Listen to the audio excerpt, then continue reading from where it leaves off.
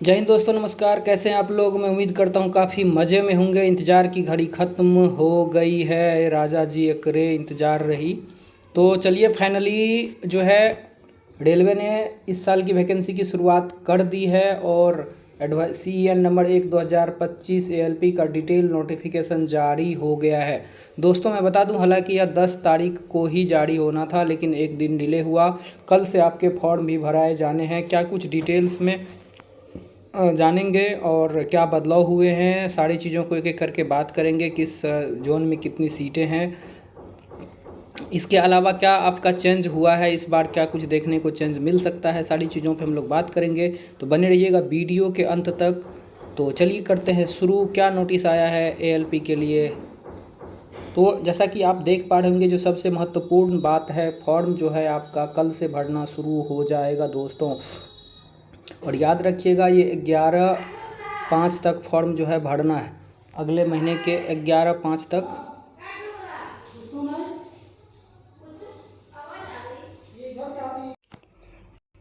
तो 11 मई तक जो है आप इस फॉर्म को भर सकते हैं। वही लास्ट डेट जो है पेमेंट का 13 तारीख तक रहेगा। और करेक्शंस के लिए जो है विंडो जो है खुलेगी, इसके लिए भी इसमें कहा गया है। मॉडिफिकेशन विंडो जो है 14 तारीख से लेकर के 23 तारीख तक, यानी कि 5वें महीने तक ये खुली रहेगी। इसके अलावा अगर कुल सीट की बात करें तो 9970, जैसा कि मैं पहले बता चुका हूँ, सीट उतना ही था ALP के लिए। 9970 सीट के लिए फिर से दी गई है। लेवल 2 का ये जॉब रहने वाला है, ठीक है। और age relaxation medical standard A1 है, इसके लिए कभी अलग से हम लोग बात करेंगे। एज की बात देखें तो 18 से 30 साल एज जिसका है, ये इस फॉर्म को भर सकते हैं। 10th के बाद 12th और डिप्लोमा है, ITI है, इंजीनियरिंग है, सभी लोग इस फॉर्म को भर सकते हैं। इसके अलावा और कुछ इम्पोर्टेंट चीज़ों को हम लोग देखते हैं। जैसा कि आपको मैं बता दूं, इसका जो है देखिए, ये मेडिकल स्टैंडर्ड यहाँ पे दिया हुआ है। डिस्टेंस विजन आंख जो है 6/6 रहना चाहिए। तो इस पे हम लोग कभी अलग से चर्चा कर लेंगे। बाकी चलिए आगे चीज़ों को देखते हैं। एज रिलैक्सेशन की बात करें तो ये देख लीजिए, ST SC को 5 साल का एज रिलैक्सेशन इसमें दिया हुआ है, 3 साल का है एक्स सर्विसमैन को, ठीक है। और जो रेलवे में है already candidate who are serving railway group C, उनको भी ये एज रिलैक्सेशन 40 साल 35 साल तक ये दिया हुआ है। तो ये एज रिलैक्सेशन अपने अपने कैटेगरी के हिसाब से आप लोग देख लेंगे, जो कि दिया हुआ है इसमें। डेट ऑफ बर्थ जो कैलकुलेट होगा, ये 1/7/2000, जो इसका कट ऑफ की डेट रहेगी वो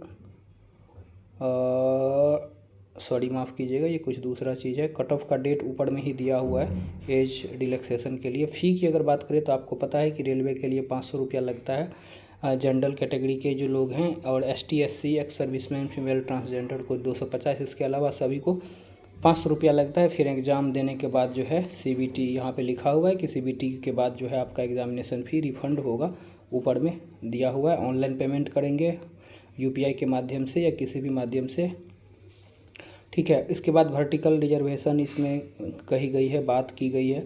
इसके अलावा जो कुछ इंपॉर्टेंट पॉइंट हम देखते हैं, रिक्रूटमेंट प्रोसेस आपको मैं बता दूं, आपको पता ही होगा पिछले साल CBT 1 होगा, CBT 2 होगा, फिर जो है आपका ये होगा, इसको साइको बोलते हैं, उसके बाद फिर DB होगा, फिर मेडिकल होगा। कुल 5 चरणों में आपका जो है ये होने के लिए जा रहा है। पिछले साल भी सेम यही हुआ था दोस्तों। CBT 1 जो है वो आपको पता ही है 75 नंबर का होगा, 60 मिनट का समय मिलेगा, 1/3 नेगेटिव रहेगा आपको, ठीक है। ये सारी चीज़ें यहाँ पे दी हुई है डिटेल्स में। यहाँ पे सिलेबस भी दिया हुआ है। मैथमेटिक्स रहेगा, रीजनिंग रहेगा आपका, जनरल साइंस रहेगा, और जनरल अवेयरनेस भी आपको यहाँ पे देखने को मिलने वाला है।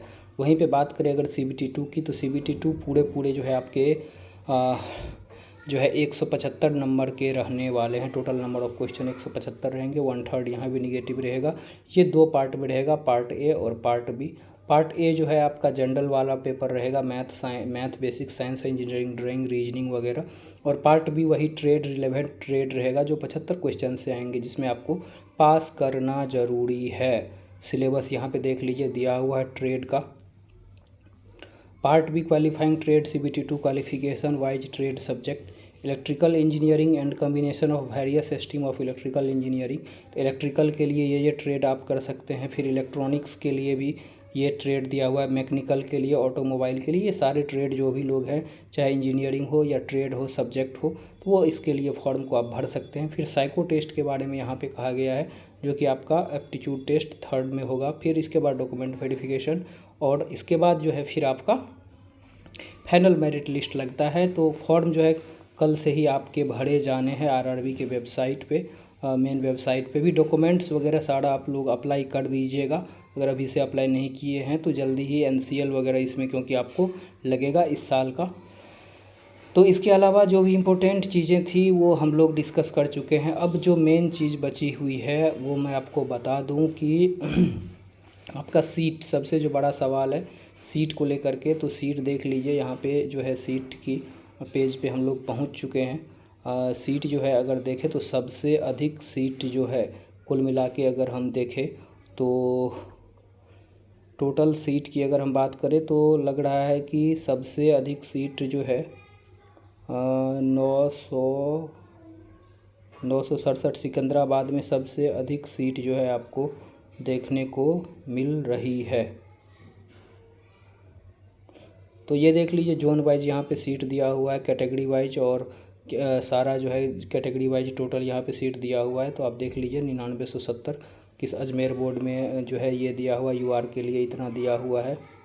सबसे अधिक जो है यूआर के लिए सीट जो है आप देख लीजिए, तो सबसे अधिक जो है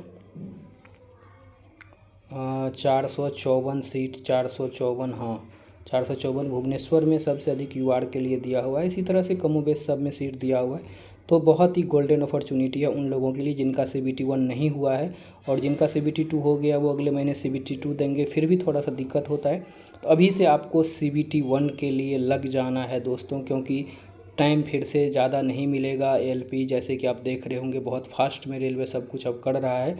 तो ALP CBT 1 CBT 2 की तैयारी आपको साथ साथ ही करनी पड़ेगी। तैयारी को लेकर के एक डिटेल स्ट्रेटजिक वीडियो अभी मैं जल्द ही उपलब्ध करा दूंगा आप लोगों को। तो फिलहाल ये इन्फॉर्मेशन था, तो फटाफट से आप लोग कल से फॉर्म भरना शुरू कीजिए और पढ़ाई को एकदम मस्त होकर करना शुरू कर दीजिए, क्योंकि अब जो है समय आ गया है कुछ कर दिखाने का। तो चलिए साथियों, इसी के साथ हम लेते हैं आपसे विदा। मिलेंगे फिर अगले अपडेट में अगले महत्वपूर्ण किसी जानकारी के साथ। तब तक के लिए अपना ख्याल रखिए और मस्त होकर पढ़ते रहिए। जय हिंद।